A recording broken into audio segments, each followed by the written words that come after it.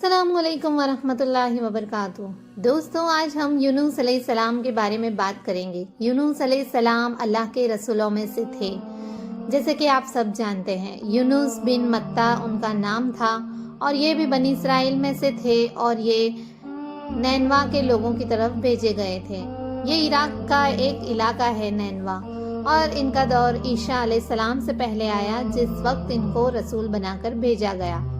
تب نینوا پر آسوریوں کا قبضہ تھا اور انہوں نے 1,00,000 بنی اسرائیل کو قیدی بنایا تھا، تو ان لوگوں کی ہدایت کے لیے یونس علیہ السلام کو بھیجا گیا، اور یونس علیہ السلام نے آ کر اپنے لوگوں کو اللہ کی طرف بلایا، لیکن لوگ مان کر نہیں دیتے تھے۔ جیسے دوسرے پیغمبروں کو بھی ستایا گیا، ویسے ہی ان کو بھی بہت ستایا گیا، اور ان کو اتنا ستایا کہ گھبرا اٹھے اور ان کی قوم پر اللہ کے عذاب کا فیصلہ آتا اس سے پہلے ہی ان کو یہ کہہ کر کہ 3 دن کے مہلت ہے آپ لوگوں کے پاس، اور پھر 3 دن کے بعد عذاب آنے والا ہے، اور میں آپ لوگ کو چھوڑ کر جا رہا ہوں۔ اور اس قدر غصے میں تھے کہ جس کے بارے میں قرآن میں بھی آتا ہے، لیکن اس کا یہ مطلب نہیں کہ یونس علیہ السلام کا مرتبہ کچھ کم ہو گیا، کیونکہ وہ پھر پلٹ آئے تھے اور اللہ پاک کے سامنے عاجزی سے گڑ گڑا کر دعا کی تھی، اور آپ صلی اللہ علیہ وسلم نے خاص کر ان کے بارے میں کہا ہے کہ کوئی یہ نہ کہے کہ میں یونس علیہ السلام سے بہتر ہوں۔ اللہ پاک نے ان کو دوبارہ اسی کام پر چن لیا تھا ان کی توبہ کے بعد، اور پیغمبر بھی انسان ہی ہوتے ہیں۔ جب وہ بہت گھبرا اٹھے تو وہ اپنی ڈیوٹی چھوڑ کے چلے گئے بغیر اپنے مالک کی اجازت کے، اور بھاگتے بھاگتے جب خشکی ختم ہو گئی تو سیدھا سمندر آ گیا اور سمندر کی طرف چلے، کیونکہ کوئی پلاننگ سے تو گئے نہیں تھے کہ یہاں جاؤں گا وہاں جاؤں گا۔ آگے جا کر سامنے پانی آ گیا اور ایک کشتی کھڑی تھی، اس پہ سوار ہو گئے، اور جو ہی کشتی آگے چلی تو کشتی وزن کے بنا پر ڈولنے لگی۔ تو کشتی کے مالک نے کہا کہ یہ کشتی اسی وقت چل سکتی ہے اگر اس سے ایکسٹرا بوجھ نکال دیا جائے۔ بعض روایت میں تو یہ بھی آتا ہے کہ یہاں اس کشتی میں کوئی مالک سے بھاگا ہوا غلام ہے۔ لوگوں نے ایسا کہا تو اس کو پھینکنا ہوگا۔ اب فیصلہ یہ ہوا کہ کسی ایک کو نکال دیا جائے، تو قرآن اندازی ہوئی، جو قرآن اندازی عربوں کے یہاں تیروں کے ذریعے ہوتی تھی۔ ہر بار قرآن یونس علیہ السلام کے ہی نام پر نکلتا، اور روایت میں یہ بھی آتا ہے کہ قرآن کے نام نکلتا تو لوگوں نے کہا یہ تو بہت نیک انسان ہے، اتنے عبادت گزار ہے اور اتنے نیک شخص ہو، انہیں نہیں پھینکنا چاہیے۔ دوبارہ بھی قرآن انہی کے نام پر نکلا، پھر لوگوں کا دل نہ مانا۔ پیغمبروں کی بھی ایک شخصیت ہوتی ہے، ان کی نیکی کے آثار ان کے چہرے پر بھی نظر آتے ہیں اور ان کے چال چلن میں بھی۔ پھر بھی جتنی بار قرآن ڈالا گیا انہی کے نام نکلتا رہا۔ اب کوئی چارہ نہیں تھا تو فیصلہ ہوا کہ انہیں پھینکا جائے۔ جیسے ہی انہیں پھینکا تو ایک مچھلی آ گئی اور اس مچھلی نے ایک ہی لقمے میں نگل لیا۔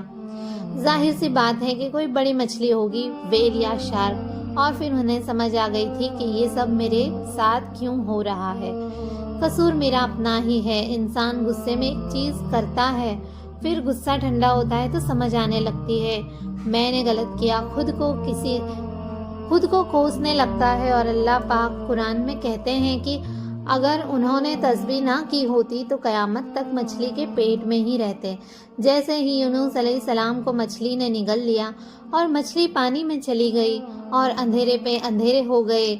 جگہ بھی ایسی کہ مچھلی کا اسٹمک تھا، جو کہ کچھ جانور اپنے شکار کو ایسے ہی نگل لیتے ہیں اور کچھ چبا کر، تو مچھلی چباتی نہیں، تو اللہ پاک نے اس کے اسٹمک میں کچھ ایسے انزائم ہضم کرنے والے رکھے ہوتے ہیں کہ وہ زیادہ اسٹرانگ ہوتے ہیں۔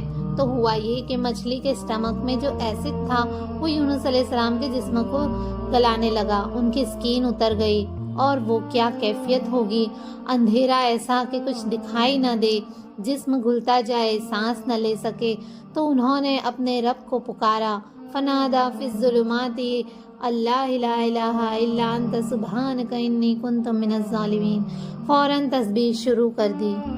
دوستو، تو یہ ہے غم کا علاج۔ اللہ، قصور میرا ہے، تو پاک ہے۔ ویسے تو اللہ سب کی سنتا ہے، لیکن جو خوشی میں بھی اللہ کو پکارتے ہیں ان کی اللہ جلدی سنتا ہے۔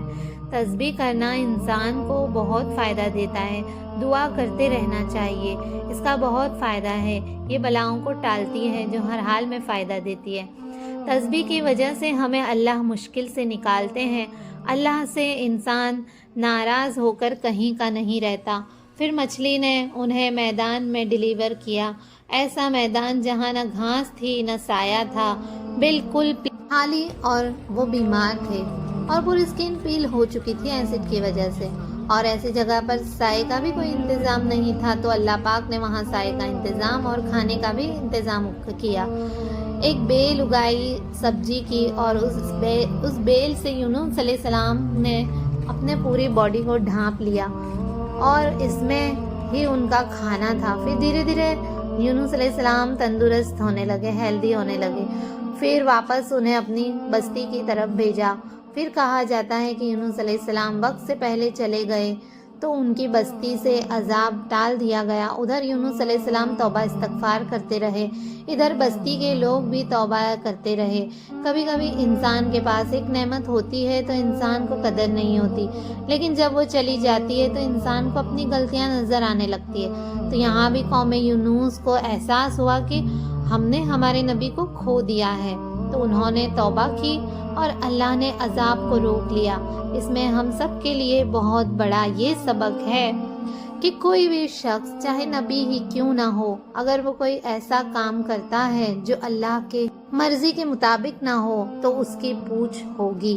یونس علیہ السلام جو دن رات اللہ کو پکارتے تھے، لوگوں کو اللہ کی طرف بلاتے تھے، اور ایک غصے میں آ کر انہوں نے اپنا کام چھوڑا، اپنی ذمہ داری چھوڑی، اللہ تعالیٰ نے روک لیا انہیں اور کہا کہ یہاں سے بھاگ کر کہاں جاؤ گے۔